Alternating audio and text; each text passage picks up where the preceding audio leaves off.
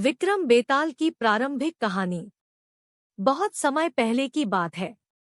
उज्जैनी नाम के राज्य में राजा विक्रमादित्य राज किया करते थे। राजा विक्रमादित्य की न्यायप्रियता, कर्तव्यनिष्ठता और दानशीलता के चर्चे पूरे देश में मशहूर थे। यही कारण था कि दूर दूर से लोग उनके दरबार में न्याय मांगने आया करते थे। राजा हर दिन अपने दरबार में लोगों की तकलीफों को सुनते और उनका निवारण किया करते थे। एक दिन की बात है। राज दरबार लगा हुआ था। तभी एक भिक्षु विक्रमादित्य के दरबार में आता है और एक फल राजा को देकर चला जाता है। राजा उस फल को कोषाध्यक्ष को दे देता है।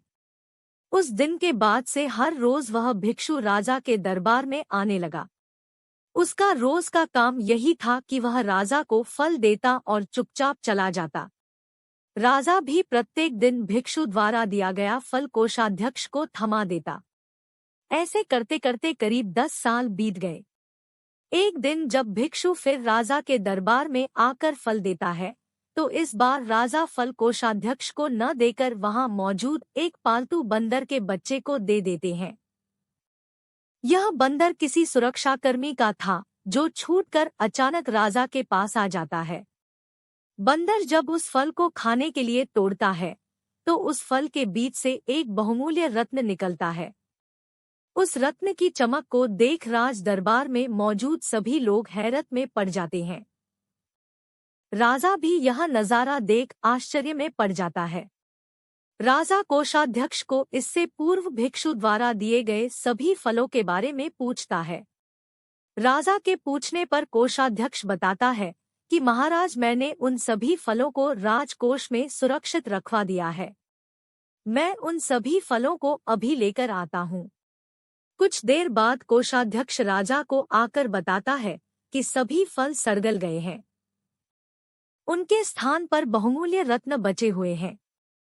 यह सुनकर राजा बहुत खुश होता है और कोषाध्यक्ष को सारे रत्न सौंप देता है।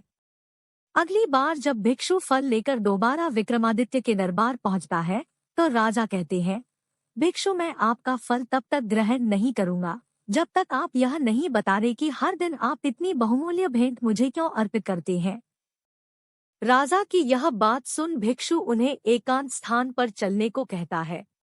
एकांत में ले जाकर भिक्षु राजा को बताता है कि मुझे मंत्र साधना करनी है और उस साधना के लिए मुझे एक वीर पुरुष की जरूरत है। चूंकि मुझे तुमसे वीर दूसरा कोई नहीं मिल सकता, इसलिए यह बहुमूल्य उपहार तुम्हें दे जाता हूँ। भिक्षु की बात सुन राजा विक्रमादित्य उसकी सहायता करने का वचन देते हैं। तब भिक्षु राजा को बताता है कि अगली अमावस्या की रात को उसे पास के श्मशान आना होगा, जहां वह मंत्र साधना की तैयारी करेगा। इतना कहकर भिक्षु वहां से चला जाता है। अमावस्या का दिन आते ही राजा को भिक्षु की बात याद आती है और वह वचन के अनुसार श्मशान पहुंच जाते हैं। राजा को देख भिक्षु बहुत प्रसन्न होता है। भिक्षु कहता है, हे राजन, तुम यहाँ आए, मैं बहुत खुश हुआ कि तुम्हें तुम्हारा वचन याद रहा। अब यहाँ से पूर्व की दिशा में जाओ। वहाँ एक महाश्मशान मिलेगा। उस महाश्मशान में एक शीशम का एक विशाल वृक्ष है। उस वृक्ष पर एक मुर्दा लटका हुआ है। उस मुर्दे को तुम्हें मेरे पास लेकर आना है। भिक्षु की बात सुनकर राजा सीधे उस मुर्दे को लाने चल देता है। महाश्मशान में पहुंचने के बाद राजा को एक विशाल शीशम के पेड़ पर एक मुर्दा लटका हुआ दिखाई देता है। राजा अपनी तलवार खींचता है और पेड़ से बंधी डोर को काट देता है।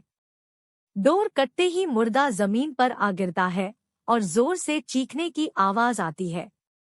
दर्दभरी चीख सुन राजा को लगता है कि शायद यह मुर्दा नहीं बल्कि कोई जिंदा इंसान है। थोड़ी देर बाद जब मुर्दा तेजी से हंसने लगता है और फिर पेड़ पर जाकर लटक जाता है, तो विक्रम समझ जाता है कि इस मुर्दे पर बेताल चढ़ा है। काफी कोशिश के बाद विक्रम बेताल को पेड़ से उतार अपने कंधे पर टांग लेते हैं। इस पर बेताल विक्रम से कहता है, विक्रम, मैं तेरे साहस को मान गया। तू बड़ा ही पराक्रमी है। मैं तेरे साथ चलता हूँ, लेकिन मेरी एक शर्त है कि पूरे रास्ते में तू कुछ भी नहीं बोलेगा। विक्रम सिर हिलाकर हाँ में बेताल की बात मान लेता है। इसके बाद बेताल विक्रम से कहता है कि रास्ता लंबा है, इसलिए इस रास्ते को रोमांचक बनाने के लिए मैं तुझे एक कहानी सुनाता हूँ। तो यह थी विस्तार से राजा विक्रम, योगी और बेताल की आरंभिक कहानी। यहीं से शुरू होता है बेताल पच्चीसी की 25 कहानियों का सफर, जो बेताल एक एक करके विक्रम को सुनाता है। कहानी से सीख। एक राजा को हमेशा विक्रमादित्य की तरह साहसी और पराक्रमी होना चाहिए, तभी वह अपनी प्रजा की रक्षा कर सकता है।